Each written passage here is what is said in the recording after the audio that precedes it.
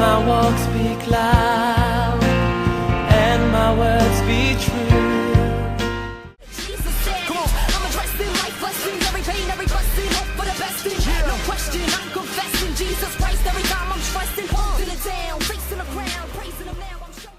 So my name is Hee-Sun Lee. I was born in Seoul, Korea in 1983. Was adopted after 4 months and adopted by a Chinese American family. Came to Staten Island, New York. Been living here ever since.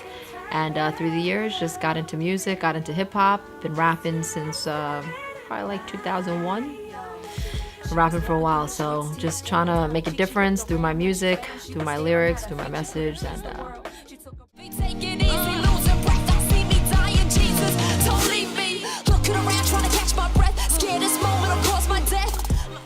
the most difficult moment I would say in my life was probably, I would say, the middle towards the end of high school. I was around 15 years old, and so high school. Not to get totally my whole life story here, but I didn't really grow up around a lot of Korean people as when I was younger, so I didn't really have an understanding or a grasp on my identity and being a Korean American.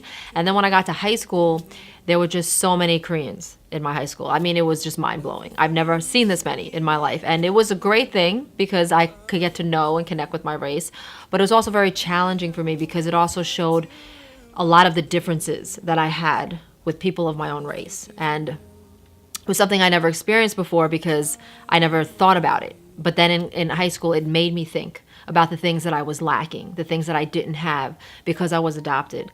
It's things I couldn't control, nobody's fault. It's just what the circumstances were. And so and at that time, I was also so this was a sophomore in high school. My grandmother, who lived with me, was also very sick. So she was going through a lot, and I was going through a lot. And then, after she died, there was a lot of hopeless times, a lot of like self-reflecting, what's going on in my life, and my family, they're Chinese American. My grandmother was actually, she wasn't really American. I guess she only spoke mainly Chinese. I learned some Chinese from her. So culturally, like, she was a staple in my family because she was really what brought the Chinese culture to us because we were so Americanized. So when we lost her, I felt like I lost a part of me, even though I'm not biologically Chinese, but because she was, that's my grandmother, adoptive grandmother, whatever. But I grew up knowing her and identifying with her. And then when I lost her, it was like a big blow for me. And then so because I lost her and I was dealing with a lot of my own identity issues as a Korean, I just felt like I didn't know who I was anymore. Like, I didn't, culturally, racially, biologically, a lot of things were going on with me. And then it showed in how I acted. My mom could tell I was very isolated. There were things that I was going through that she couldn't help me with, and it wasn't her fault. I was totally lost in school, didn't know what I wanted, and it was just kind of spiraling downhill. And I guess that's kind of the time when I turned everything around and I realized, you can either take two roads here. You could get worse and you cannot try and figure out what's going on with you, or you can do something about it. So that's kind of where I was, and that's how it kind of went on to my next stage of my life. Everybody's got a blank page, a story they're writing today, a wall that they're climbing. You can carry the past on your shoulders. So going off of what I was saying, when I was in high school and I had a lot of questions about my identity and where I came from and being Korean. So yeah, my high school, a lot of Koreans there, and there was something in me that drew me to wanting to know. Obviously because I'm Korean, but there are a lot of Korean adoptees out there who don't mingle with other Koreans. Maybe they don't have the exposure or whatever. I have an adoptive brother. Well, he's my brother. And he never really made friends with Koreans. But for some reason, I had this thing where I wanted to make friends with them. So I went out of my way to get to know a lot of Koreans in my high school. And a lot of them were super friendly. A lot of them embraced me. We became friends. They're still my friends to this day. We're actually still friends, Then there were just other situations, and I really don't blame anybody. It's just, a lot of it is ignorance. People just don't know how to act around somebody who's different or an adoptee. So I went to my friend, and this is a church, which is kind of on the sad side, but I went with my friend, and she went to a Korean church, and this guy came up to me and he said something to me in Korean, and I just looked around, and then my friend saved me, and she said to him in Korean, "Oh, she's adopted, she doesn't understand." And then he looked at me and he just mumbled something. It wasn't even like he was, not even like a nice gesture, not a nice face. He just looked mad. And he walked away. So I asked my friend, what did he say? And she said, she was hesitant to tell me, but then she was like, yeah, he said something like, if you're Korean, you should be able to speak Korean. Like, there's no excuse. Take it easy, losing breath, don't see me dying, Jesus. Don't leave me, looking around, trying to catch my breath. Scared this moment will cause my death. Towards the end of high school, when I felt like culturally lost and everything, I always was a writer. I always used to write stories when I was little.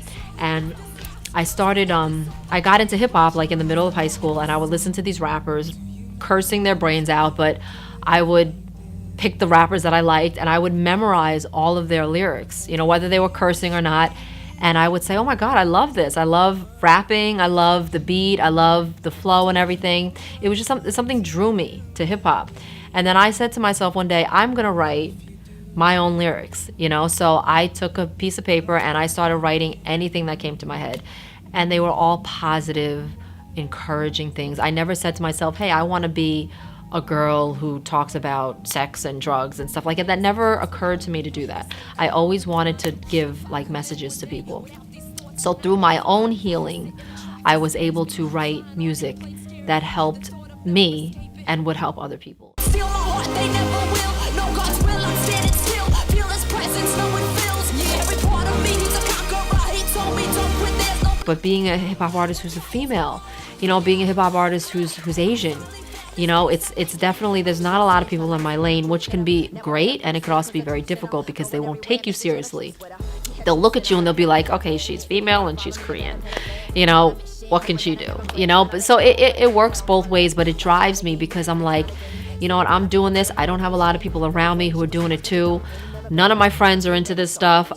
A lot of times there's silence when we're talking because we're very different, but that kind of makes me want to do this more because I feel like I need to.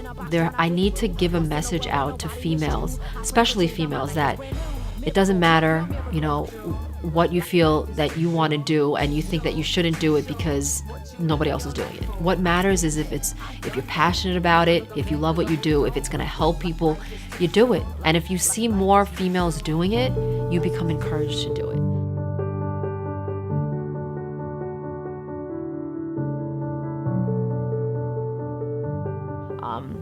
My friend in high school, she was Korean. She was very Koreanized. Like, she spoke Korean a lot. Like, to me, that was super Korean, She just, I don't even remember how it happened, but she came up to me and she was like, you want to go to church with me? And at that time, I grew up in a very white church with my parents. I went to church. It was a Lutheran, very traditional hymnal book, and they do confirmations there. Once I was confirmed, I was out of there. So this was like 13 years old. And after I was 13, like, I never went back to church. I thought it was like, whew, I'm out of there type of thing, So when I got into high school and she was asking me to go to church with her, I'm like, no, And she's like, okay, I'm going to keep asking you. And I'm like, whatever, she came off as annoying. But she literally kept asking me. So this was in September. I forgot the year, like 1998 or I don't know, something like that. And from September to April, she kept asking me. It wasn't every day, but it was a lot. She kept asking me. And you know what? In April, I finally said I'll go. I don't know what made me, just because maybe I felt bad for her. I think I was going through something. My grandmother was sick at that time. So maybe there was something just pulling me to go to church. But anyway, I said, fine, I'll go. She said there was a revival she had.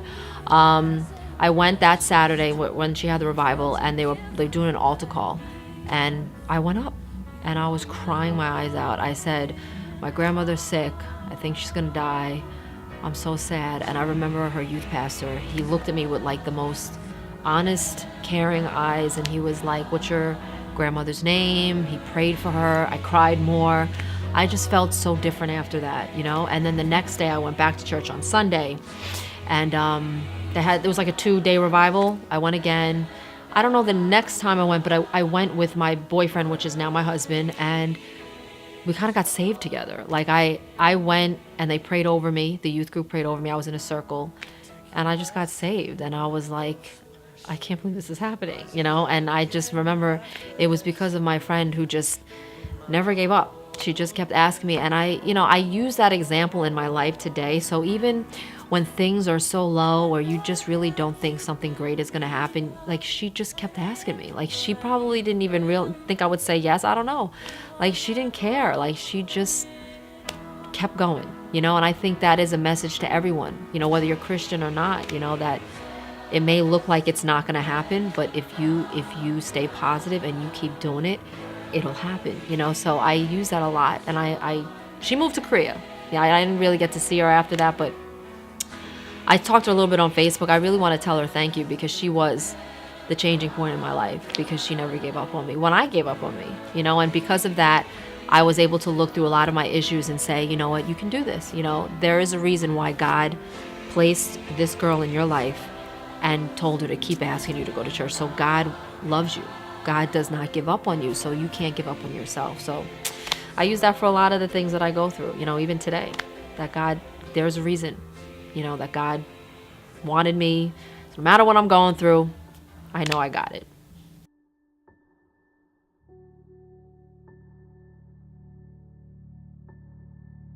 My favorite Bible verse is Romans 12, verse 2, and it talks about do not conform to the patterns or standards of this world, but be transformed by the renewing of your mind. And I think that goes perfectly with everything that I strive to do in my life. And it's about don't conform. Don't do what everybody else is doing just because everybody else is doing it. Kind of have your own mind. Talk to God. Hear what His plans and His visions and His calling is in your life. And if this is the road that He has placed you on, you go down it. It may not, again, be what everybody else is doing. You may question it, like, God, really? Like, you want me to do this? Nobody is here with me. Like, what's going on? But if you trust in what God is saying and you keep reading that scripture over and over, and He's clearly telling us to not conform to the patterns of this world, you have to transform all of your thoughts, your thinking, your way of thinking. Society has, wherever you live, there's a way that society teaches you how to act and how to live.